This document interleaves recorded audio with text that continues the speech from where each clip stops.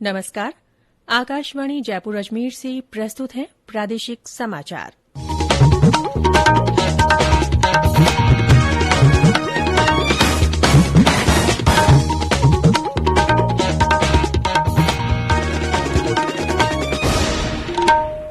मुख्य समाचार। देश में अग्रिम पंक्ति के कार्यकर्ताओं और अन्य रोगों से ग्रस्त बुजुर्गों को कोविड वैक्सीन की एहतियाती डोज आज से। बढ़ते कोविड संक्रमण को देखते हुए राज्य में नए दिशा निर्देश जारी। शहरी क्षेत्रों में स्कूल 30 जनवरी तक बंद। रविवार को पूरे दिन जन अनुशासन कर्फ्यू।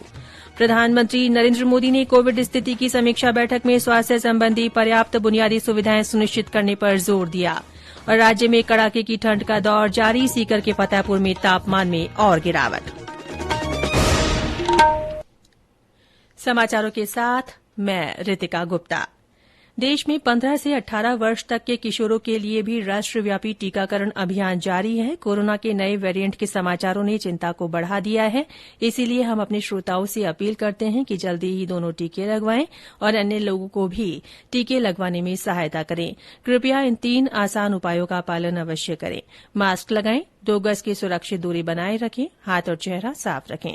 कोविड से संबंधित किसी भी जानकारी और मार्गदर्शन के लिए राष्ट्रीय हेल्पलाइन नंबर 1075 पर संपर्क करें। और अब समाचार विस्तार से। देश में आज से स्वास्थ्य कर्मियों, अग्रिम पंक्ति के कार्यकर्ताओं और अन्य रोगों से ग्रस्त 60 वर्ष के ऊपर के बुजुर्गों को कोविड वैक्सीन की एहतियाती डोज लगाने की शुरूआत हो रही है। एहतियाती डोज के लिए नए पंजीकरण की जरूरत नहीं है।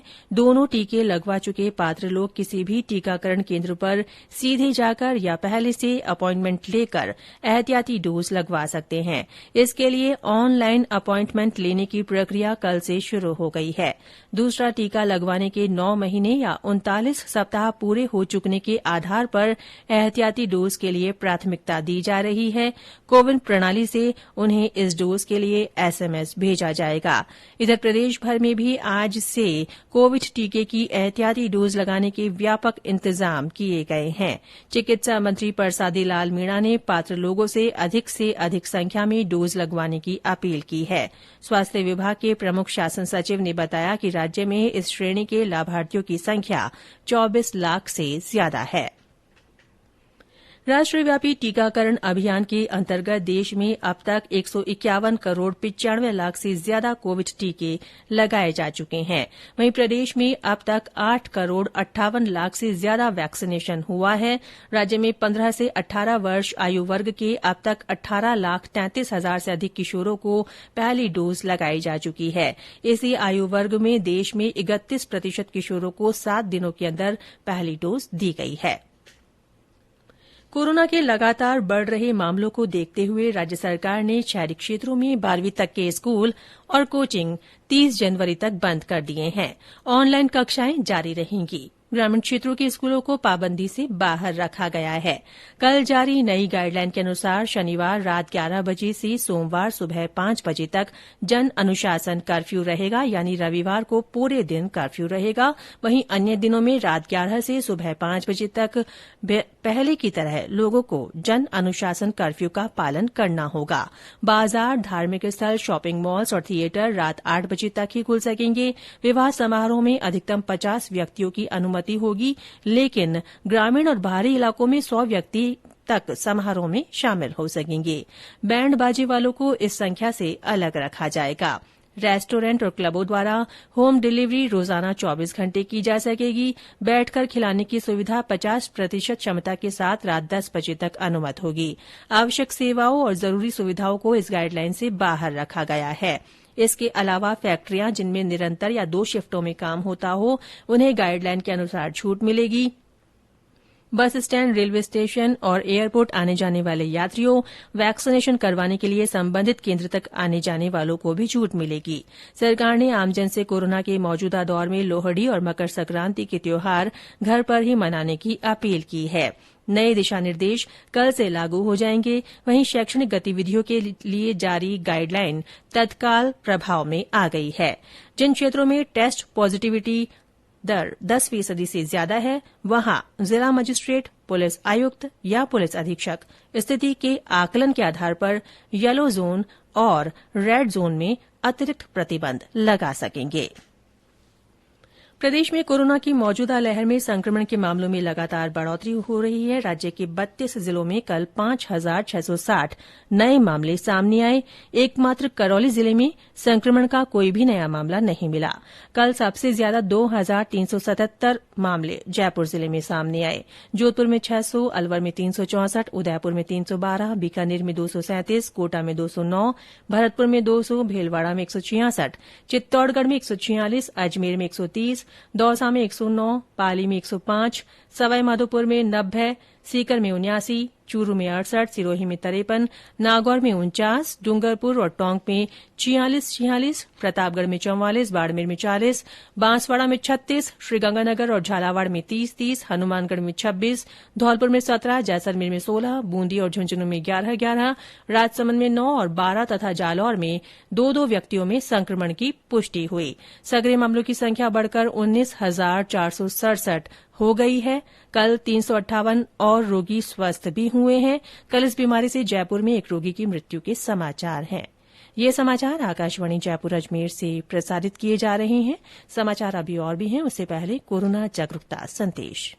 चलो मिलकर एक शुरुआत करें, चलो एक फैसला आज करें, मास्क नहीं तो टोकेंगे, कोरोना को रोकेंगे, चलो एक इरादा करते हैं, चलो कुछ वादा करते हैं, मास्क नहीं तो टोकेंगे, कोरोना को रोकेंगे। प्रादेशिक समाचारों में फिर से आपका स्वागत है। प्रधानमंत्री नरेंद्र मोदी ने देश में कोविड स्थिति की समीक्षा के लिए कल एक उच्च स्तरीय वर्चुअल बैठक की अध्यक्षता की।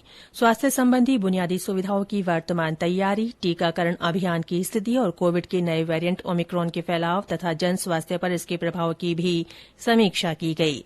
श्री मोदी ने जिला स्तर पर स्वास्थ्य संबंधी पर्याप्त बुनियादी सुविधाएं सुनिश्चित करने पर जोर दिया। प्रधानमंत्री ने संक्रमण के फैलाव पर नियंत्रण के लिए कोविड गाइडलाइन की पालना पर भी जोर दिया। इस बीच केंद्रीय स्वास्थ्य मंत्री मनसुख मांडविया आज ज्यादा कोविड प्रसार वाले राजस्थान सहित 5 राज्यों और 1 केंद्रशासित प्रदेश के साथ वर्चुअल बैठक में कोविड स्थिति की समीक्षा करेंगे। और अब आजादी का अमृत महोत्सव से जुड़े समाचार। आजादी का अमृत महोत्सव।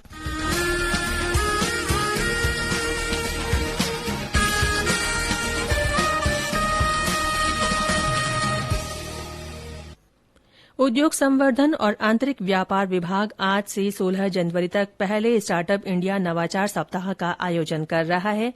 केंद्रीय वाणिज्य और उद्योग मंत्री पीयूष गोयल इस वर्चुअल कार्यक्रम का उद्घाटन करेंगे।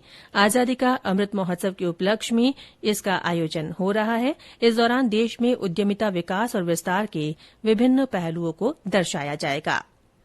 प्रदेश में हाल ही में आए मौसम में बदलाव के चलते कड़ाके की सर्दी का असर बढ़ गया है। शेखावाटी क्षेत्र में सर्द हवाओं की वजह से जनजीवन प्रभावित है। पश्चिमी विक्षोभ के कारण मावठ के चलते तापमान में पिछले 2 दिनों में गिरावट देखी गई है। सीकर जिले का फतेहपुर शेखावाटी में आज न्यूनतम तापमान 4.3 डिग्री सेल्सियस पर आ गया है। बारां में भी सुबह का तापमान 5 डिग्री सेल्सियस रिकॉर्ड किया गया। माउंट आबू में तेज ठंड से दिनचर्या थम सी गई है। सिरोही संवाददाता ने बताया कि पेड़ पौधों तथा जलाशयों के ऊपर बर्फ की पतली चादर देखी जा रही है। राजस्थान लोक सेवा आयोग आरपीएससी अभ्यर्थियों की सुविधा के लिए वन टाइम रजिस्ट्रेशन प्रक्रिया आज से शुरू करने जा रहा है। आरपीएससी अध्यक्ष डॉ शिव सिंह राठौड़ ने बताया कि इस सुविधा से आवेदन प्रक्रिया में लगने वाले समय और अभ्यर्थियों द्वारा की जाने वाली त्रुटियों में कमी आएगी। और अंत में मुख्य समाचार एक बार फिर। देश में अग्रिम पंक्ति के कार्यकर्ताओं और अन्य रोगों से ग्रस्त बुजुर्गों को कोविड वैक्सीन की एहतियाती डोज आज से लगाई जा रही है। बढ़ते कोविड संक्रमण को देखते हुए राज्य में नए दिशा निर्देश जारी किए गए हैं। शहरी क्षेत्रों में स्कूल 30 जनवरी तक बंद रहेंगे। रविवार को पूरे दिन जन अनुशासन कर्फ्यू होगा। प्रधानमंत्री नरेंद्र मोदी ने कोविड स्थिति की समीक्षा बैठक में स्वास्थ्य संबंधी पर्याप्त बुनियादी सुविधाएं सुनिश्चित करने पर जोर दिया है। और राज्य में कड़ाके की ठंड का दौर जारी है। सीकर के फतेहपुर में तापमान में और गिरावट आई है। इसी के साथ प्रादेशिक समाचार बुलेटिन समाप्त हुआ। नमस्कार।